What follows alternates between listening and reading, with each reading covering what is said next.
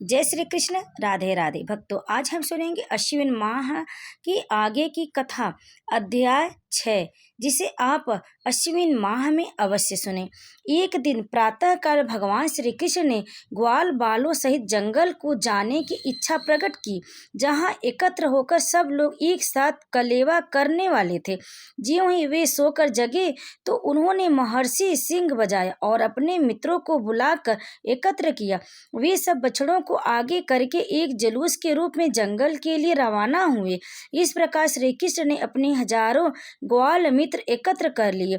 उनमें से हर एक एक छड़ी, बांसुरी, सींग तथा कलेव का झोला लिए था और उनमें से प्रत्येक हजारों बछड़ों की रखवाली कर रहा था। उस भ्रमण में सभी बालक अत्यंत प्रमुदित प्रतीत हो रहे थे। श्री कृष्ण समेत उनमें से हर एक अपने अपने बछड़ों को जंगल के विभिन्न भागों में चराते समय सतर्क थे। लड़के सभी तरह से स्वर्ण आभूषणों से अलंकृत थे और क्रीड़ा करने के बहाने वे फूल, पत्तियां, डाले, मोर पंख तथा विभिन्न स्थानों में गेरू एकत्र करने लगे और विविध प्रकार से अपने आप को विशोभित करने लगे। जंगल में जाते हुए बालक एक दूसरे को कलेवा चुरा कर तीसरे के पास पहुंचा देते और जब वह बालक जिसका कलेव चोरी हो गया था वह जान जाता तो वह वापस पाने का प्रयत्न करता, किंतु तब तक वह लड़का दूसरों के पास उसे फेंक देता। बच्चों के बीच इस प्रकार का खिलवाड़ बाल लीलाओं के रूप में चलता रहता। जब भगवान श्री कृष्ण कोई सुंदर दृश्य देखने के बहाने आगे दूर चले जाते तो उनके पीछे के लड़के दौड़कर उन्हें छूने के लिए प्रयत्नशील होते और इस तरह भारी होड़ लग जाती। एक कहता, मैं श्री कृष्ण को पहले छूऊंगा और दूसरा कहता, अरे तुम नहीं जा सकते, श्री कृष्ण को पहले मैं छूऊंगा। कुछ अपनी बंसी बजाते और कुछ महिष सिंह द्वारा नाद उत्पन्न करते। उनमें से कुछ प्रसन्नता पूर्वक मोरों का पीछा करने लगे और कुछ कोयल की बोली का अनुकरण करने लगे। कुछ लड़के आकाश में उड़ते पक्षियों की पृथ्वी पर पड़ रही छाया का अनुसरण करते हुए उसके साथ साथ दौड़ने लगे। कुछ बंदरों के पास जाकर उनकी बगल में चुपके से बैठ गए और कुछ के मोर नृत्य का अनुकरण करने लगे। कुछ बंदरों की पूंछ पकड़कर उनके साथ खेलते और जब बंदर वृक्षों पर कूदते तो बच्चे भी उनका अनुसरण करते। जब कोई बंदर अपना चेहरा और अपने दांत दिखाते तो कोई लड़का उसकी नकल करके उसे भी अपने दांत दिखाता। कुछ लड़के यमुना नदी के तट पर मेंढकों से खेलते और जब मेंढके डर के मारे पानी में कूद जाते तो वे भी उनके पीछे डुबकी लगाते और जब वे पानी में अपनी ही परछाई देखते तो पानी के बाहर निकल आते, खड़े होकर अनुसरण करते, व्यंग करते और हंसते। वे सूखे कुएं के पास जाकर जोर से बाण करते और जब प्रतिनिधित्व आती तो वे बुरे नामों से पुकार कर हंसते। जैसा कि श्री भगवान ने स्वयं श्रीमद् भागवत गीता में कहा है, अध्यात्मवादी उन्हें ब्रह्मा, परमात्मा तथा भगवान के रूप में अनुपात में अनुभव करते। यहाँ पर इसी कथन की पुष्टि में भगवान श्री कृष्ण जो अपने शरीर तेज से निर्विशेषवादियों को ब्रह्म साक्षात्कार कराते हैं, भगवान के रूप में अपने भक्तों को भी आनंद प्राप्त करते। जो लोग माया के वश में हैं वे उन्हें केवल सुंदर बालक समझते हैं, फिर भी उन्होंने अपने साथ खेलने वाले ग्वालों को पूर्ण दिव्य आनंद प्रदान किया। पुण्यों से संचित होने पर ही वे ग्वाल बाल भगवान की संगति करने का लाभ उठा पाए। भला वृंदावासियों के दिव्य भाग्य का अनुमान कौन लगा सकता? वे उन भगवान को साक्षात अपने सम्मुख देख रहे थे जिन्हें अनेक योगी कठिन तपस्या करके भी प्राप्त नहीं कर पाते, यद्यपि वे प्रत्येक हृदय में विराजमान है। ब्रह्म संहिता में इसकी पुष्टि हुई है।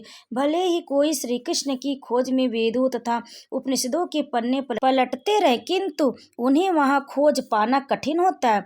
यदि उसे किसी भक्त की संगति करने का योग प्राप्त हो जाता है तो वह भगवान को साक्षात देख सकता है। पूर्व जन्मों में पुण्यों को संचित करने रहने से ग्वाल बाल श्री कृष्ण को साक्षात देख रहे थे और मित्र रूप में उनके साथ खेल रहे थे। वे यह कभी नहीं जान पाए कि श्री कृष्ण भगवान है, किंतु वे उनके प्रति प्रगाढ़ अपार प्रेम के कारण उनके साथ घनिष्ठ मित्र के रूप में खेल रहे थे। जब भगवान श्री कृष्ण इस प्रकार अपने बाल संगियों के साथ अपनी बाल लीलाओं का आनंद ले रहे थे तो अघासुर नामक एक असुर अत्यंत आतुर हो उठा। वह श्री कृष्ण को सहर्ष से खेलते न देख सका, अतः उन्हें मार डालने के विचार से वह बालकों के समक्ष प्रकट हुआ। यह अघासुर इतना घातक था कि इससे स्वर्ग के निवासी तक भयभीत रहते थे। यद्यपि स्वर्ग के निवासी नित्य ही दीर्घायु बनने के लिए अमृत पान करते थे, किंतु वे इस अघासुर से डरते रहते थे और आश्चर्य करते रहते थे कि इस असुर का वध कब होगा। यद्यपि स्वर्ग के निवासी अमर बनने के लिए अमृत पान करते थे, किंतु वास्तव में उन्हें अपनी अमरता पर विश्वास न था। दूसरी ओर श्री कृष्ण के साथ खेलने वाले ग्वाल बालों को असुरों का भय न था। वे भय से मुक्त थे, किंतु वे रक्षा करने के सारे भौतिक प्रबंध अनिश्चित होते हैं। किंतु यदि कोई कृष्ण भावना भावित हो तो उसकी अमरता निश्चित है। यह अघासुर श्री कृष्ण तथा उनके साथियों के समक्ष प्रकट हुआ। वह पूतना तथा बकासुर का छोटा भाई था। उसने विचार किया, इस कृष्ण ने मेरे भाई तथा मेरी बहन का वध किया, अब मैं इसके साथियों तथा बछड़ों सहित मार डालूंगा। अघासुर कंस द्वारा प्रेरित किया गया था, अतः वह दृढ़ संकल्प होकर आया था। अघासुर सोचने लगा कि जब वह अपने भाई तथा बहन की स्मृति में अन्न तथा जल की अंजलि पिंडदान देगा और ग्वाल वालों समेत श्री कृष्ण को मार देगा तो वृंदावन के समस्त वासी स्वतः मर जाएंगे। सामान्यतः गृहस्थों के जीवनाधार उनके बच्चे ही होते। जब सारे बच्चे मर जाएं तो स्वाभाविक है कि उनके प्रेमवश उनके माता पिता भी मर जाएंगे। इस प्रकार वृंदावन के समस्त वासियों का वध करने का निश्चय करके अघासुर ने महिमा नामक योग सिद्धि के द्वारा अपने शरीर का विस्तार करना प्रारंभ कर दिया। सामान्यतः सारे असुर सभी प्रकार की योग शक्तियां अर्जित करने में पटु होते हैं। योग पद्धति में महिमा सिद्धि द्वारा मनुष्य इच्छा अनुसार अपना विस्तार कर सकता है। अघासुर ने अपने आप को 8 मील तक फैलाकर एक मोटे सर्प का रूप धारण कर लिया।